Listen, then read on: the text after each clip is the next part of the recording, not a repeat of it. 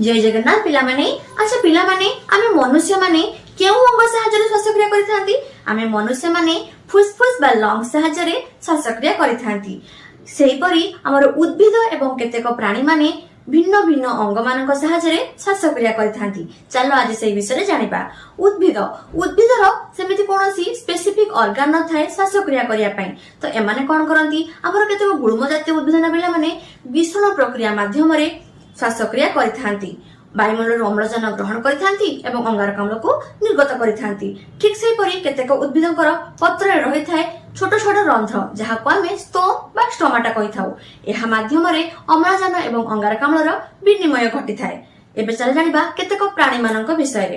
केतेक प्राणी मानक मध्यरे प्रथमे आसुचंदी जलचर प्राणी जो माने कि जल रे वास करंती। तो सेमाने कोन करंती ना एमानकर मध्य कोनोसी स्पेसिफिक ऑर्गन न थाए हमरो श्वासक्रिया करिया पई। तो एमाने कोन करंती ना विषण प्रक्रिया माध्यमरे श्वासक्रिया करिथांती। अम्लजान को द्रवीभूत करी ग्रहण करिथांती एवं अंगारकाम्ल को निर्गत करिथांती।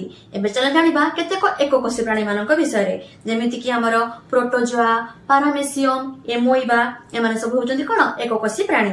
एमाने मध्य ए विषण प्रक्रिया माध्यमरे श्वासक्रिया करिथांती। एमानकर मध्य कोनोसी निर्दिष्ट अंग न थाए। एबे चल जानिबा हाइड्रा एवं हमर पोरिफेरा एमाने होचंदी कोन ना बहुकोषी प्राणी किंतु एमानकर मध्य कोनोसी निर्दिष्ट अंग न थाए श्वासक्रिया पई। तो एमाने मध्य विषण प्रक्रिया माध्यमरे श्वासक्रिया करिथांती। एबे चल जानिबा हमर जिया एवं जोक विषय रे। जिया एवं जोक चर्म माध्यमरे हमर श्वासक्रिया करिथांती।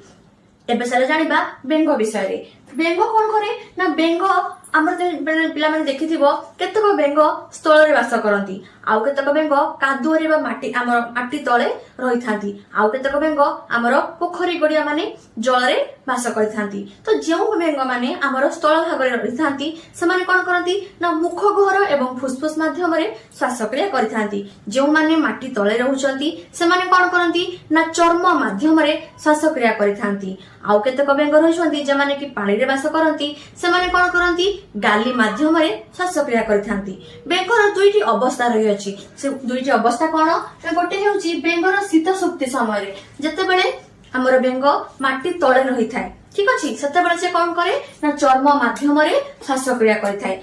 आ गोटे स्टेज कोन ना हमर बेंगर लार्भा बा सुखा अवस्था जतेबेले बेंग पिला जन्म करे। ठीक अछि सेतेबेले से पानी भितर रहे। तो सही समय से को गोटे हमर श्वासक्रिया करे ना हमर गाली साहाय्य रे ही से श्वासक्रिया करे। एबे चल जानिबा आउ केतेक प्राणी मानक विषय रे। असरपा असरपा कोन करे? असरपा हमर श्वास रंध्र माध्यमरे श्वासक्रिया करिथाए। एबे चल जानिबा कंकड़ा, चिंगुड़ी, गेंडा एवं शामुका एमाने कोन करंती ना हमर गाली माध्यमरे श्वासक्रिया करथांती। किंतु पिला माने एही गाली हमर माछर गाली थारु पूरा पूरी भिन्न। ठीक अछि एबे चल जानिबा साप, पारा, बतक, बादुड़ी एवं मनुष्य माने आमे निजे। ठीक अछि तो एमाने कहा माध्यमरे श्वासक्रिया करंती?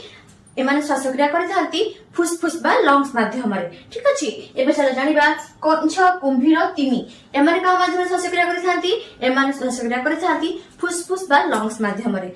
एही परि भाबरे भिन्न भिन्न प्राणी माने भिन्न भिन्न अंग मानक सहायता रे श्वासक्रिया करिथांती। एबे तुम मानक मोर गोटे प्रश्न हेउची कंछ केउ अंग मान सहायता रे श्वासक्रिया करिथाय? कमेंट सेक्शन में लिखि जणाइबो। एही परि नुवा नुवा वीडियो देखिया पई चाहुतले मोर चैनल को सब्सक्राइब करो। धन्यवाद।